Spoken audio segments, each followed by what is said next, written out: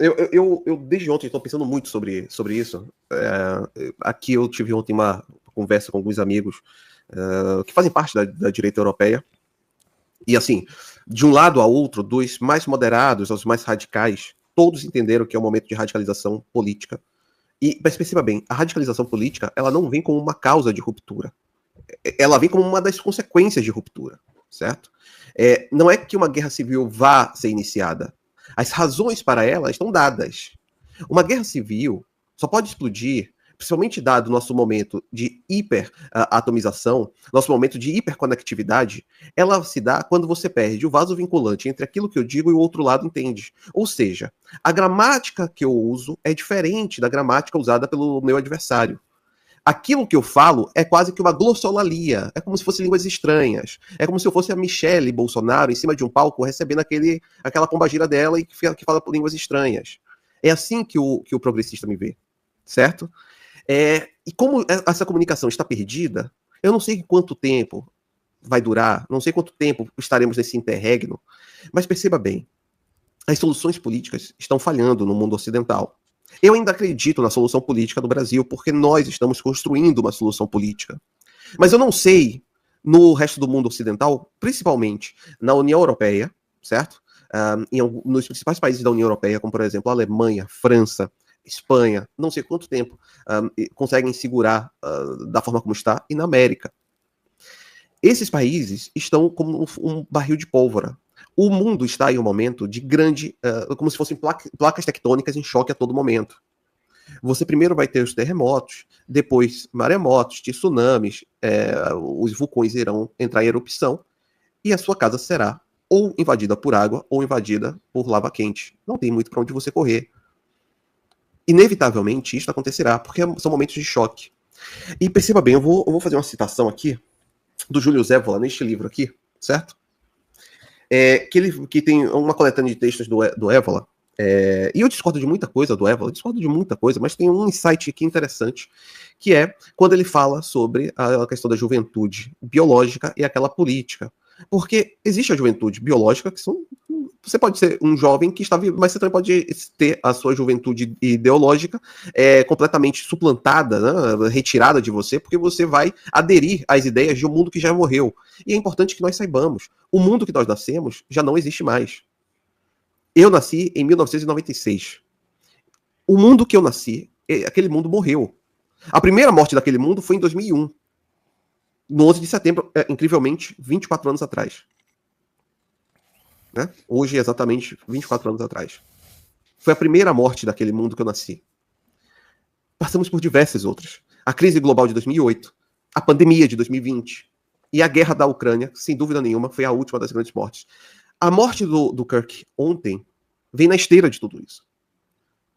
E veja bem, eu não acho que a guerra civil seja a solução para algo. Nunca, nenhuma guerra civil é solução para algo. Na verdade, nenhuma guerra é solução para coisa alguma. É bom deixar isso claro. A guerra civil na Espanha não foi solução. A resolução da guerra civil é que foi a solução. A resolução dela. Mas a guerra civil na Espanha foi uma consequência da falha da política. A guerra civil na América, em 1861, inicia-se pela falha da política. Toda guerra civil, ela é consequência das resoluções políticas que antecedem. Não sei qual será a solução para isso, mas me parece que está cada vez mais claro que as resoluções políticas habituais estão falhando. E é por isso que o nosso trabalho político, e é por isso que me irrita quando eu vejo algum cínico orbitando o MBL. Me irrita profundamente ver cínicos na política nos orbitando. Porque os cínicos não acreditam em nosso discurso, não acreditam em nossas ideias, mas acreditam que somos meios para chegar em algum poder. Como o Bétega foi. Como tantos outros foram. Os cínicos, neste momento, estão falando sobre o perigo do radicalismo. Você é cínico se você está falando sobre o perigo do radicalismo. Ser cínico se fizer agora uma espécie de porque os dois ladismo nesse momento é cinismo. O nosso trabalho político tem agora uma responsabilidade cada vez maior, porque nós não podemos falhar. porque o resultado pode ser muito digo, o sei lá quem que tá na rua usando droga e tal, são seríssimos problemas de urbanização. Mas é o promotor do Ministério Público, é o juiz, o nosso problema civilizacional no Brasil. São problemas civilizacionais, certo?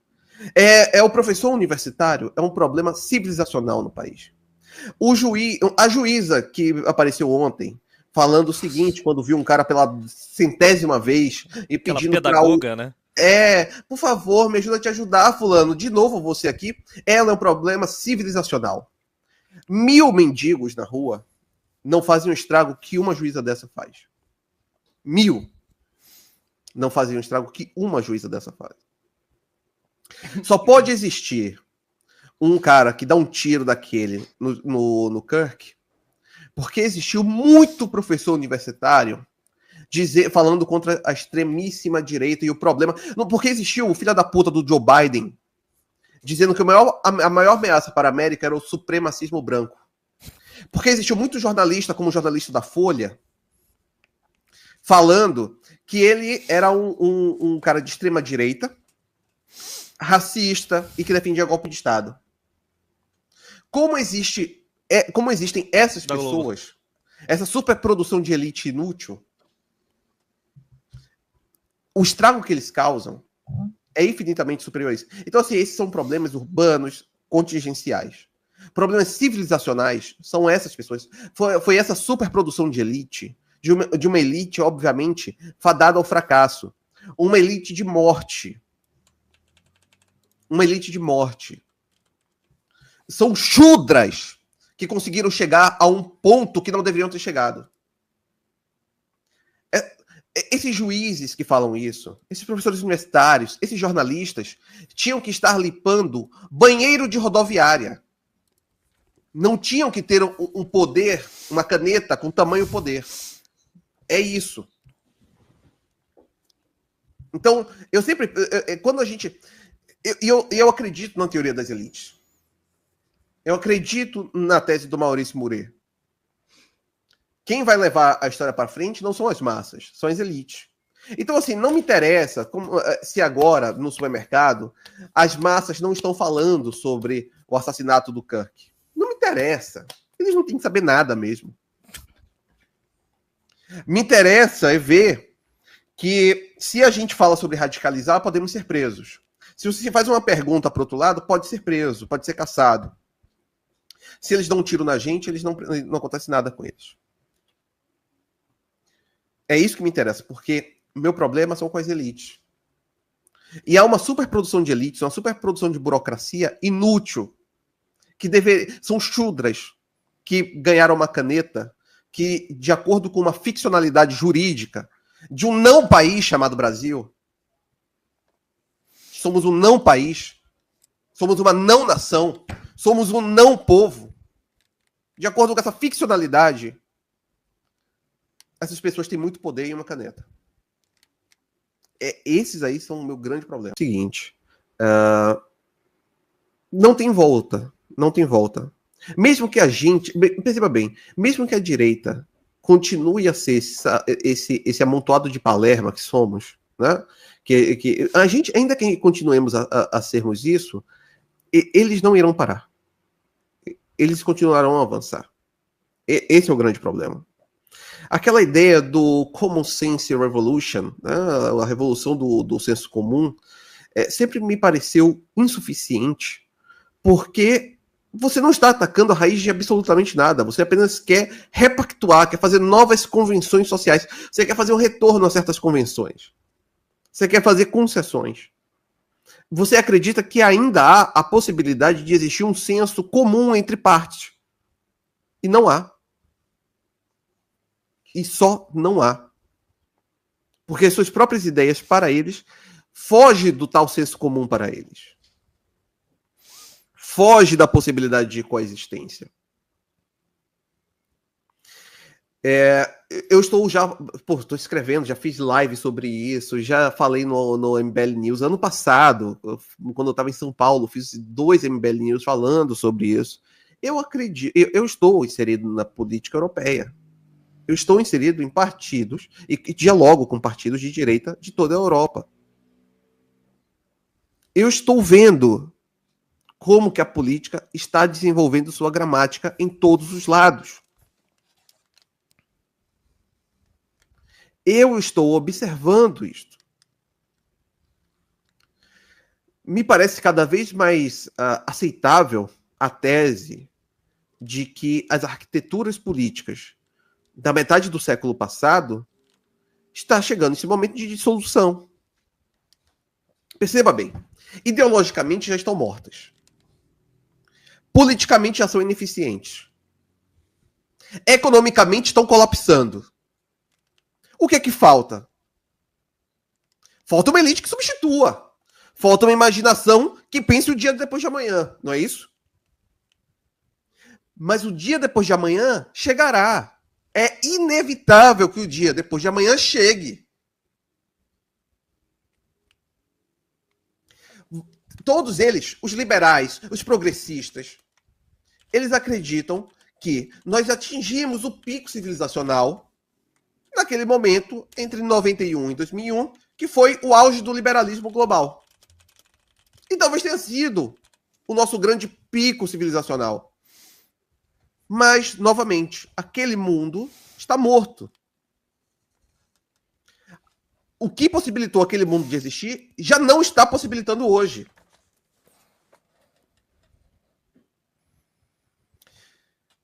Quando eu olho as faccionalidades que disputam o novo mundo, que disputam a nova imaginação, que disputam o dia depois de amanhã, o que eu vejo é, enquanto as elites se negarem a aceitar a morte do seu mundo, e elas estão no momento de negação do luto, né? Naquelas fases do luto, eles estão na negação. Negam-se a aceitar que o mundo que eles construíram, que viveram, que tanto gostaram, que amaram, que aquele mundo está morto. Quanto mais eles se negarem, será pior. Porque enquanto estão buscando fazer uma transição pelo jogo político, tá tudo bem. Só que tem um problema. Quando essas forças políticas ascendentes tentam jogar o jogo democrático, as portas são fechadas. Ilegalizam partidos. Na Alemanha, desde a década de 80, diversos partidos de direita foram ilegalizados. Toda dissidência da CDU foi ilegalizada. E estão ameaçando fazer o mesmo com a AfD. Então, se você tenta trazer uma nova imaginação, você vai ser ilegalizado. Se você mantém-se nessa disputa, você será preso. Seus movimentos serão perseguidos. Você não poderá estudar em universidades. Os trabalhos não te admitirão. E você continua a ver o mundo ao seu redor piorar dia após dia. E você não pode pensar um novo mundo. Então, uma hora, e esse é o meu medo, tá? Para depois não falarem que é uma torcida, esse meu medo, é que diante de uma política que sempre fecha a porta, a pessoa se canse de bater essa porta. Se cansem de pedir a chave. Olha, então faz o seguinte, pega essa chave, enfia no seu rabo, porque a gente vai destruir essa casa, já não vai ter porta suficiente aqui, a gente destrói a casa, depois a gente pega esse terreno e vê o que faz. Não é isso? Essa possibilidade nunca deixou... Perceba bem, as chaves, os conceitos chaves da política não mudam. Nós estamos ainda lendo Aristóteles até hoje. Platão e Aristóteles são lidos até hoje. Todo o resto é nota de rodapé. Aquilo que é essencial não muda. O período liberal democrático dos últimos 50, 60, 70 anos foi uma ficcionalidade que tentou redesenhar o mundo. Vamos tentar matar a natureza humana. Vamos tentar matar os conflitos fundamentais. Vamos tentar retirar os conceitos chaves. Esses conceitos retornaram. E irão retornar. Sempre. Porque a cultura política importa mais do que a ficcionalidade política. Enquanto tentarem fechar todas as portas, até hoje, 11 de setembro de 2025, estão tendo sucesso, parabéns.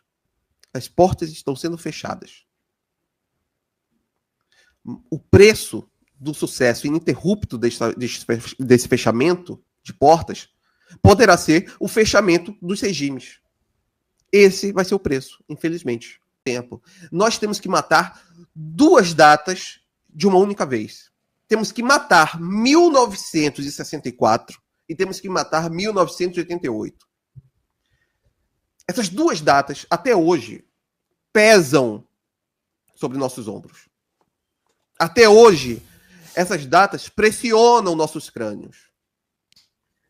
Quando o Jair Bolsonaro pensou, não, nós temos agora que mudar essa coisa, o que foi que ele tentou recorrer? 1964.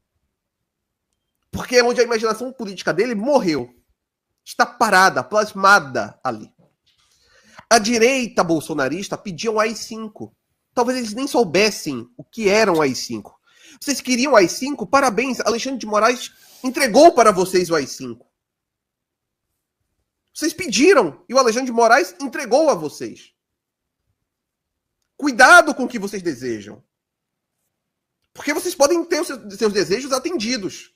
Vocês não queriam AI-5? Alexandre de Moraes entrega um AI-5. E agora, sobre o regime, para fazer a defesa da democracia, eles estão arrastando 1988. Eternamente. É engraçado, ele entregou um AI-5, né, que é parte do regime de 64, por meio do regime de 88, que era para ser digamos, uma resposta democrática ao regime de 64. A história é sempre muito irônica, né? Mas desculpa interromper. Não, só para poder concluir, eles estão arrastando 88 até hoje. Estão arrastando 88. E eles querem fazer com que a gente continue carregando um peso que não é nosso, que não foi gestado pelas nossas cabeças. E o pior, eles dizem, não pode acontecer uma outra Constituição, porque essa Constituição não diz como sair dela, não é? Essa Constituição, como não entrega caminhos para substituí-la, não existe, então, um caminho para substituí-la. Olha que pensamento circular. Olha que coisa maravilhosa. Né? Olha, como nós estamos falando que ainda não pensamos formas de nos substituir, vocês não podem nos substituir. É por isso que essas 2 datas precisam ser enterradas no imaginário político brasileiro. 1988 é fruto de uma traição. José Sarney, nosso primeiro presidente civil, traiu o povo. É bom ter isso em mente. O pacto que o leva a ser vice de Tancredo Neves é um pacto de traição. Contra as diretas já. O nosso regime, desde a sua gênese, é um regime de traição ao povo. De pactuação entre elites moribundas. E perceba bem, nenhum deles vê problema em fazer anistia se fosse só pelas elites, tá? Se fosse uma elite pelas elites, se fosse uma anistia pelas elites, não veria problema nenhum. Até porque Bolsonaro estará preso em sua prisão domiciliar. General Heleno estará preso em sua prisão domiciliar. Quem vai estar em Bangu é a Débora. Quem vai estar lá em Presidente Prudente é o pipoqueiro. Então, o grande problema é que a gênese desse regime é uma pactuação de traição entre elites. Mas nós ainda temos solução política para o Brasil. No Brasil, eu ainda acredito numa solução política. Mas para existir uma solução política, tem que haver uma ruptura geracional. Não só de idade, novamente. quase que espiritual. As ideias que possibilitaram 1964 e 1988 precisam ser enterradas. As